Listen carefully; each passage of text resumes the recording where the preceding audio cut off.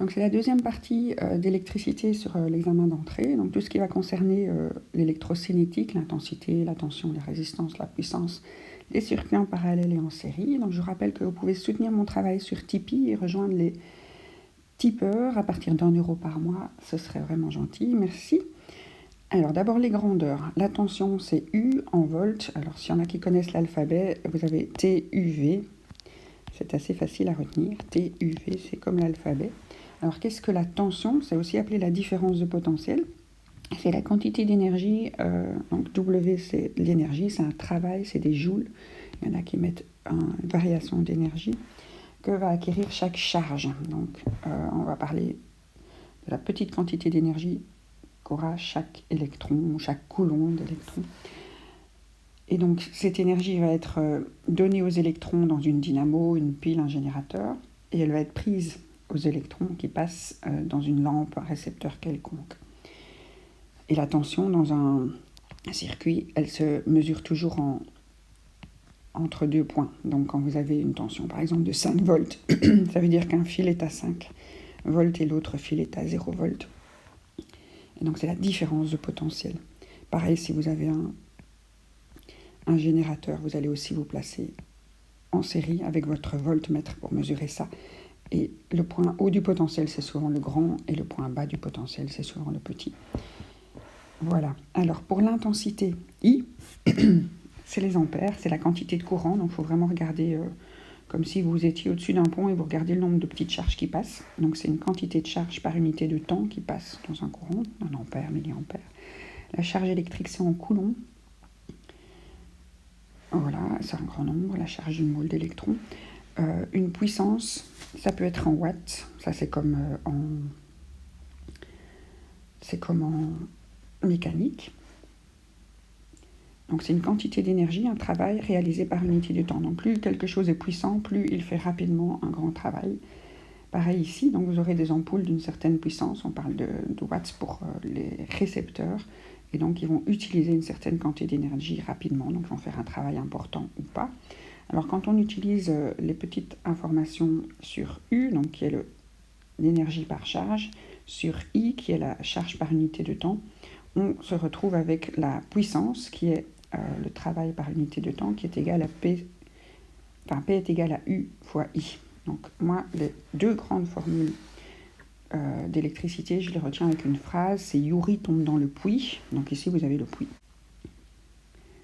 Alors, on passe à lettre E, qui est équivalent à un travail. Donc, un travail. L'énergie, c'est la capacité de réaliser un travail, et un travail, c'est une variation d'énergie. On peut gagner de l'énergie potentielle, on peut gagner de l'énergie cinétique. Donc, c'est vraiment le même style de grandeur. En joules, ça, c'est quand vous êtes en mécanique. Mais en électricité, on ne va pas vous donner une facture en joules, sinon vous auriez des valeurs astronomiques. On va parler en kilowattheure. Et donc, quelle est la différence entre les joules et les kilowattheures? Et les joules, c'est l'unité internationale. Quand vous mettez votre puissance en watts et votre temps en secondes, vous avez un joule. Tandis que les kilowattheures, vous allez mettre votre puissance en kilowatts, donc vous aurez un chiffre 1000 fois plus petit. Et vous allez mettre votre temps en heures, et donc vous aurez un chiffre 3600 fois plus petit. Et donc, je crois que 1 kilowattheure, c'est 3 600 000 joules. Vous avez le 1000 et vous avez le 3600. Et donc, vous imaginez que vos kilowattheures de l'année, si on vous les donnait en joules, ça vous ferait un petit peu plus peur. Sinon, la formule du travail ou de l'énergie, elle découle directement de celle-ci. Ce n'est pas une nouvelle formule, donc W égale P fois delta T.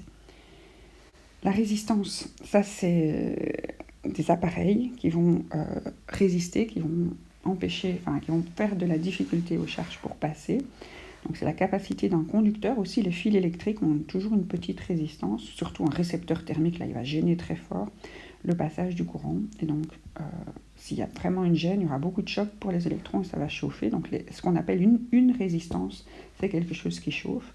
Mais chaque petit récepteur, même une LED qui chauffe à peine, aura une résistance parce qu'elle va prendre de l'énergie aux électrons. Alors pour la résistance intrinsèque d'un fil, on va parler de résistivité, la longueur du fil et sa section, donc sa surface du fil. Donc ça c'est un peu en dehors, c'est plus l'analyse des matériaux. Vraiment pour les circuits, nous on va utiliser la loi d'Ohm, Youri, qui peut s'écrire R égale U sur I. Donc quand vous avez une certaine tension et un certain courant, en fait, le courant qui s'est passé grâce à une certaine tension dans un appareil va donner la résistance. Donc si vous résistez beaucoup, il vous faudra une grande tension pour obtenir un même courant.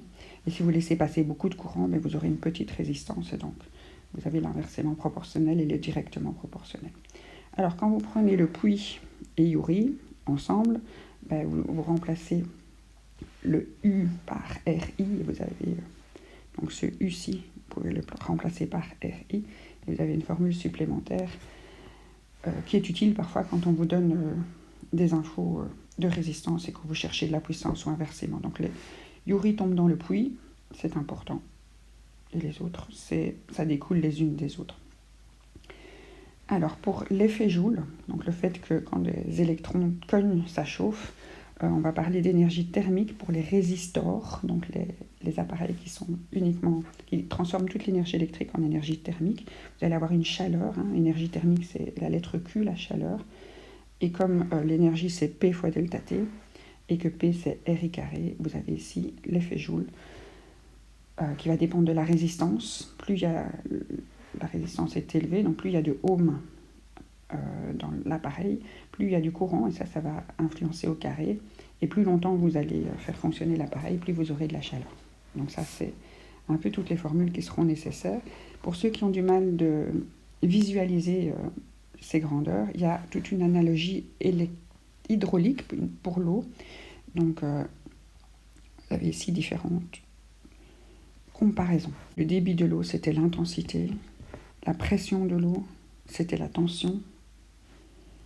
Donc il y a une chute de pression dans la fontaine, donc la tension va diminuer dans la lampe, et une augmentation de pression dans le générateur, dans la pompe. Donc ça c'est les deux. Donc la tension est fabriquée par le générateur et utilisée par le récepteur. Voilà pour les plus importantes comparaisons. Alors maintenant les lois, je crois que ça s'appelle Kirchhoff, mais je ne suis pas très douée pour les noms des gens. C'est les lois dans les circuits en série et en parallèle. Donc on retrouve ici Youri, il tombe dans le puits, avec la définition et les unités. Je vous rappelle que si vous voulez mesurer des volts, une tension, vous devez placer votre appareil en parallèle. Donc ici, on mesure la chute de tension dans le récepteur, le gain de tension dans le voltmètre transmettant de part et d'autre de l'appareil sur le fil. Si par contre vous voulez mesurer le courant qui passe, donc si vous voulez mesurer les ampères avec un ampèremètre, alors c'est toujours le même appareil, il y a une petite boîte jaune qui s'appelle un multimètre qui permet de tout mesurer. Dans ce cas-là, vous allez vous placer dans le circuit et vous aurez comme ça, à travers l'appareil, les électrons qui passent dans le fil. Alors pour mesurer la résistance, ça s'appelle un ohmmètre. Dans ce cas-là, vous devez sortir l'appareil du circuit et uniquement prendre la petite ampoule et la placer dans votre ampèremètre sans générateur et votre ohmmètre dans votre multimètre. Donc votre ohmmètre va mesurer le courant qui s'est passé dans son fil avec sa propre génération de courant et va voir ce qui passe. Donc pas utiliser les mesures de résistance dans un circuit où circule déjà du courant. Vous pouvez faire sauter les fusibles de votre appareil. Alors, on va essayer de voir un petit peu les deux circuits.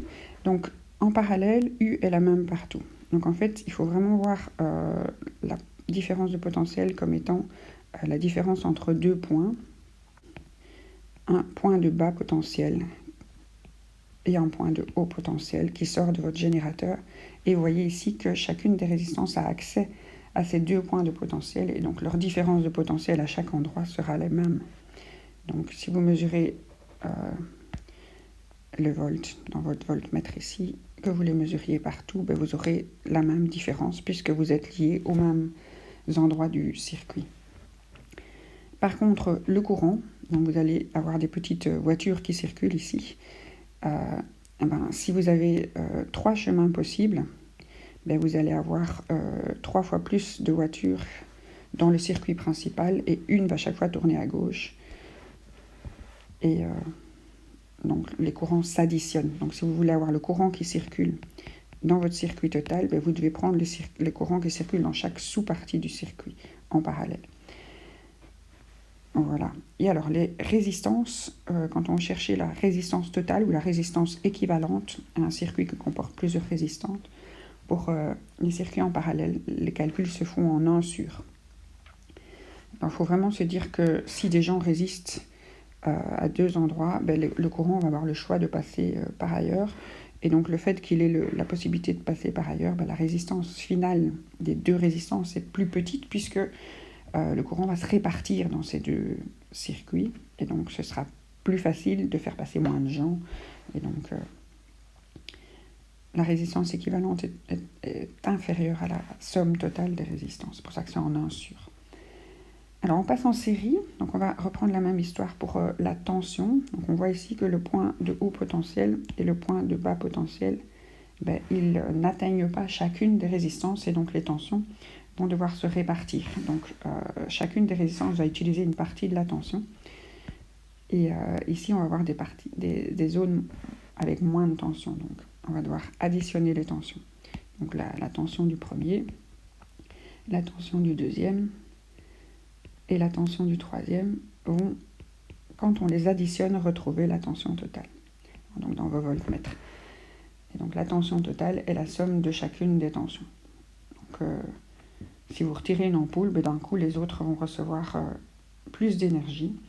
Et donc ça, dans les circuits en série, c'est pas ça que vous avez dans vos multiprises. Sinon vos appareils ne recevraient pas tout le temps les mêmes tensions, donc les mêmes énergies possibles.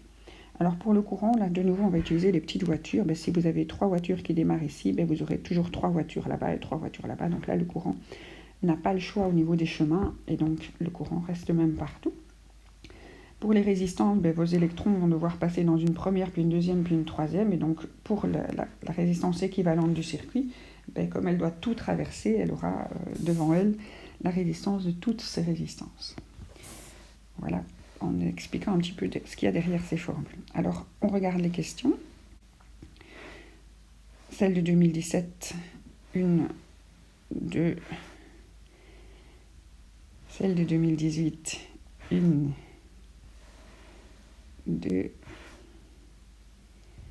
3. Celle de 2019, en juillet, 1 et même 2.